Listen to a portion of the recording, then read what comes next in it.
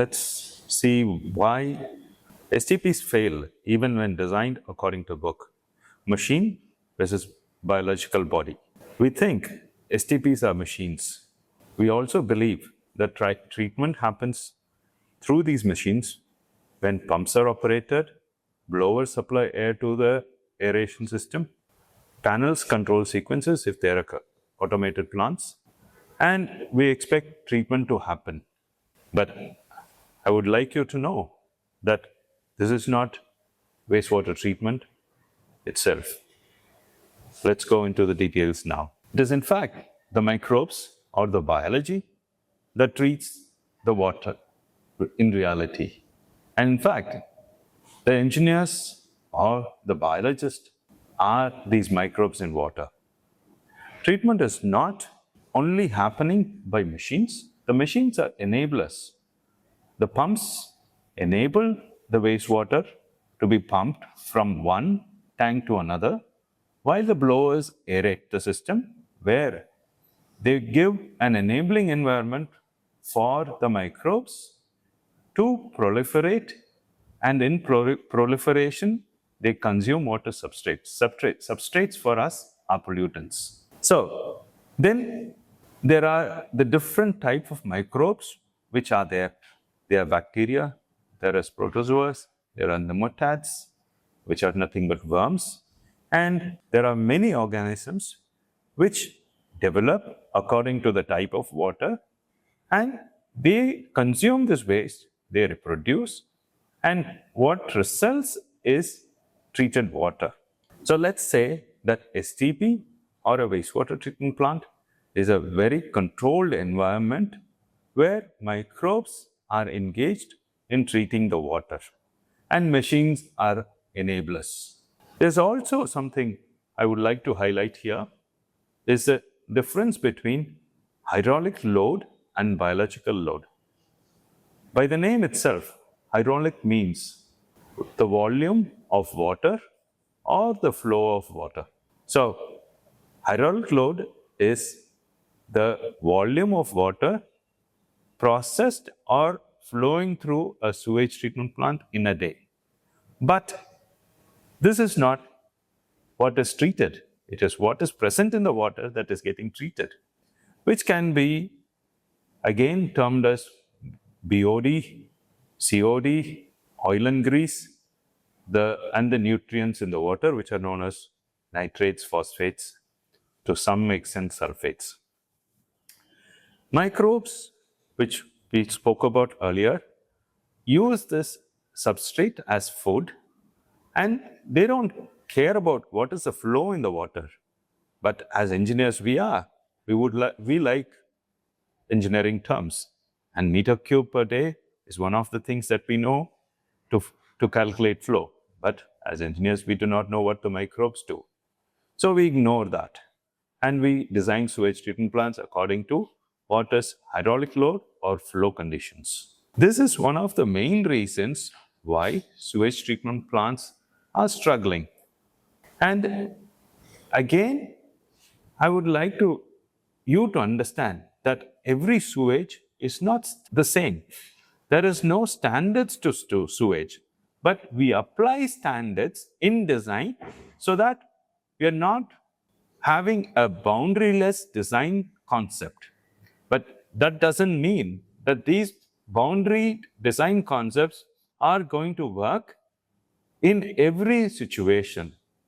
So we have to consider what's happening in a building.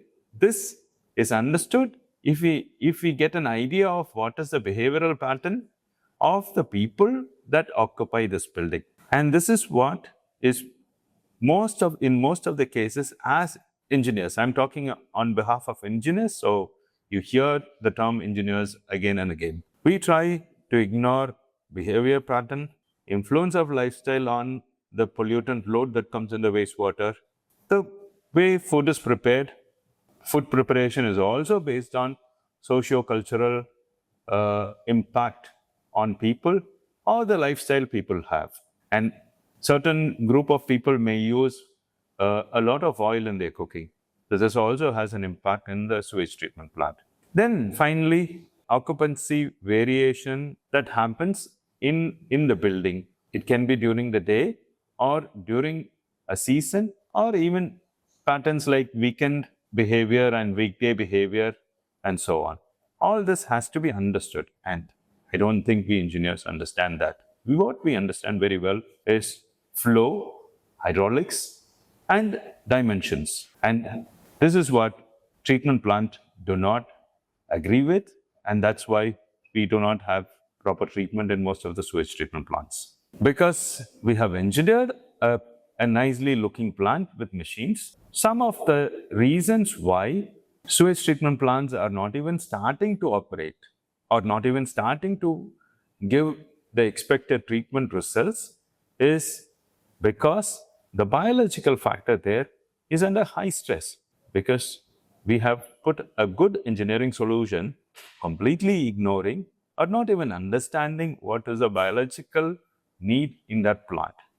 As a result of which, some of the outcomes or outputs you get is smell, which you really come to understand fairly quickly because it's there everywhere around the sewage treatment plant.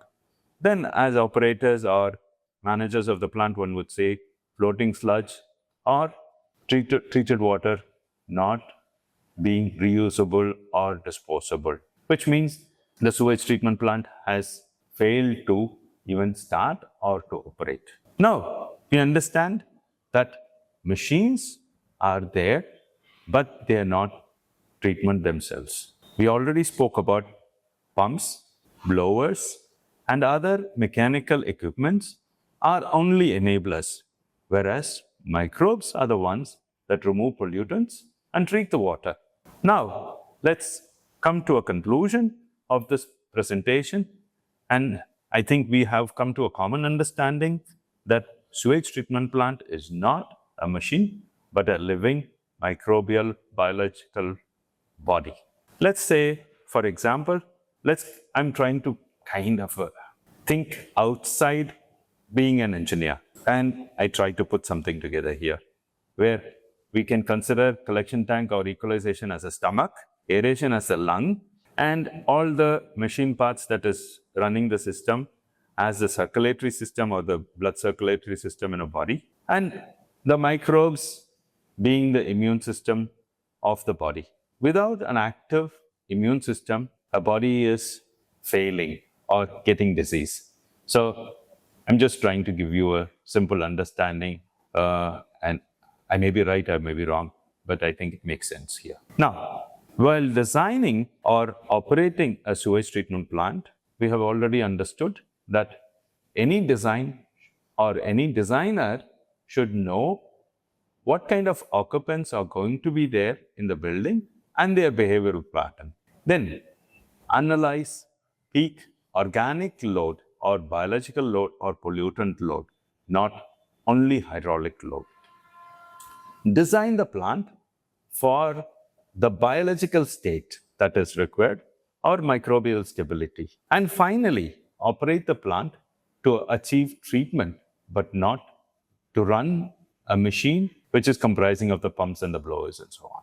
Now, this brings us to the last slide. I think we all would agree that STP is a living ecosystem which should follow design principles not based on hydrology, but understanding that this is a living body that supports life. All these microbes are living bodies, and we should give them an enabling environment. Like for instance, if you enter into a building where you feel suffocated, you would exit. But on the other hand, you go into a space which is well aerated, you really would like to spend some time there. That's exactly what we are talking about here. And stability, where you like to be, you extend your stay. You don't want to exit. So sewage treatment plants are engineering bodies which enable microbes in treating the water. This is what I would like you to consider as engineers that would be involved in designing sewage treatment plants. Thank you.